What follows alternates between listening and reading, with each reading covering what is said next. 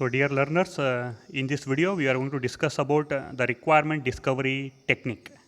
Okay, so basically just try to recall, requirement discovery is one stage under requirement elicitation analysis, and that requirement elicitation analysis is one of the stage as a part of requirement engineering process, where requirement engineering process is nothing but it is the first phase of requirement specification in our software development process activities.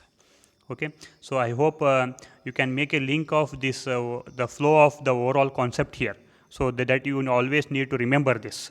Okay, so coming back to this particular topic, that is requirement discovery. So there are different techniques that we are going to discuss in this video and in the further videos. So here we are going to discuss one important technique, that is called interview. Okay, so basically the requirement discovery, it is the process of the gathering information about the required and existing system, and also distilling what means the categorization of the user and system requirements from this information. Okay, that is what the requirement discovery.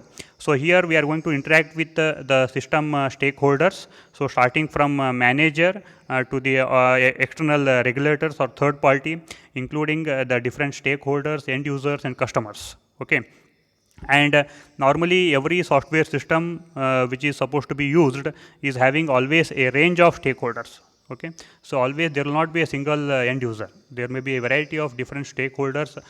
They might be using or interacting with any software to be developed. Okay.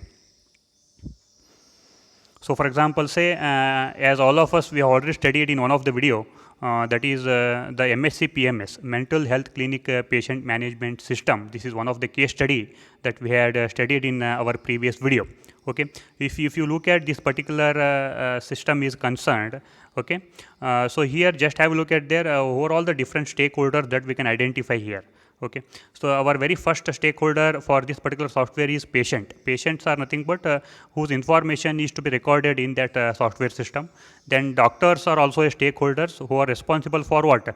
Assessing and treating the patient. And the nurses are also what? Stakeholder, because they are also directly using that MSc PMS software, who coordinate the consultations and with the doctors and administrate some treatments. Okay, then medical receptionists are also stakeholders because who are going to manage the patient appointments. Okay, then IT staffs, means the people who are going to maintain this MSc PMS, they are also the stakeholders here, who are responsible for installing and maintaining the software system. And medical ethics manager, these are the they are also known as the stakeholders whose responsibility is to what?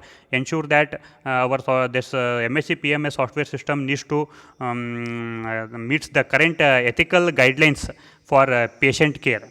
Okay, so why? Because as all of us know that the medical data is having a lot of privacy and confidentiality. Okay, it should not be get leaked, and this is the job of the medical ethics manager, who are responsible for taking care of this the data.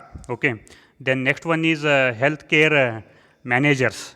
Healthcare managers are also stakeholders who obtain management information from the systems, because these are the people who are going to manage with all the systems which are being stored in the database of that MSc PMS is concerned. Okay, then finally medical record staff, they can also act as a stakeholder here, and who are responsible for ensuring that this MSc PMS software information can be maintained and preserved. Why? Because basically this also comes under a type of information management system which is going to store a huge amount of data regarding with the patient history, their treatment, and doctor's consultation, appointment, medications, everything that will be stored in the database. That is why we need the people to maintain this medical records. They also comes under this as a stakeholder for this particular software is concerned.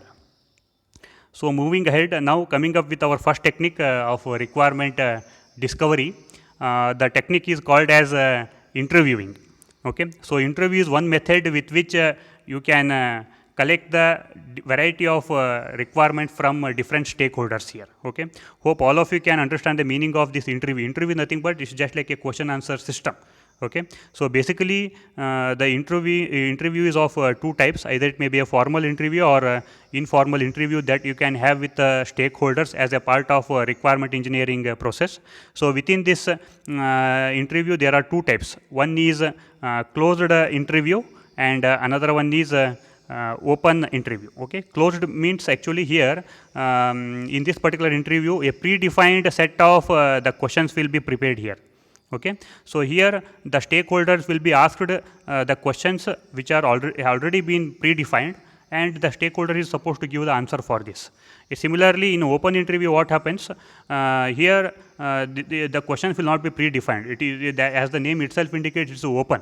Means the person who is responsible for conducting the interview, simply he will go on putting the questions to the stakeholders randomly, and the stakeholders will give their expectations and opinions about the software to be developed here. That is called what? Open interview. Okay. So, and regarding with this interview technique is concerned, how it can be made effective. Okay. So, here some of the points that we can look into to make this interview technique to be more effective, so that you can collect a good quality of requirements from the stakeholders here. The very first suggestion here is be open-minded, avoid preconceived ideas about the requirements, and are willing to listen to the stakeholder. So, being a person who is responsible for taking the interview, okay, for example, say if today, if I am going to meet some end user or stakeholders to collect the requirements, then being a person who is responsible for conducting this interview, I should be open-minded, first of all. And I should listen to the stakeholders properly, okay, I should respect them. At the same time, another important thing is we should always start the interview process with politely, with giving lot of respect to the end users, okay, and whatever the opinion that they are giving, we should listen to them, okay, and we should not underestimate any stakeholder here. Okay, so these are what the suggestions to make the interview process more effective. Okay. And coming up with the next part, so normally interviews in practice actually, in reality, the interviews will be conducted with a mixed mode, that is both closed and open-ended interviews will be done. Means some of the questions will be predefined and some of the questions will be open. Okay, because we cannot restrict ourselves to either closed or what? Open, it is not so useful. Okay, and another thing is interviews are very good approaches for gathering the overall understanding of what stakeholders do and how they might interact with the system. So, the very basic idea and opinion about the system to be developed, that you can acquire by using this interviews method, which are very good. Okay, and at the same time, the interviews are not so good or better approach, especially for understanding the domain requirements. Okay, so the problem here is what happens as a interviewer or as a technical person, if I go and meet any stakeholder there, the stakeholder might be expert in his domain. See, for example, say I will go and meet some bank manager. Okay, so the bank manager is already expertise in banking sector, and throughout his conversation he will be using the banking related terminologies so quickly and so simply that assuming that even the person who is doing the interview is also able to what? Understand that. Is it clear? So, as a computer science person, if I start talking about with my own terminology, okay, so automatically the non-technical person will feel very difficult in understanding those terminologies. So, that is why the same thing will happen in case of this interview also, that is especially related to the domain knowledge. Okay, so as a technical person, I may not be having a good domain knowledge of the particular banking sector or railway department or insurance sector for which we are developing a software. But the stakeholders are having very good knowledge, and they will be simply go on speaking with their own terms. So, that is the major problem in interview that we are going to face actually. Okay, so this is about the technique called interview. So, it is one of the very suitable and one way of collecting or discovering the requirements in a proper way. Okay, that is called interview technique. Okay, so thank you.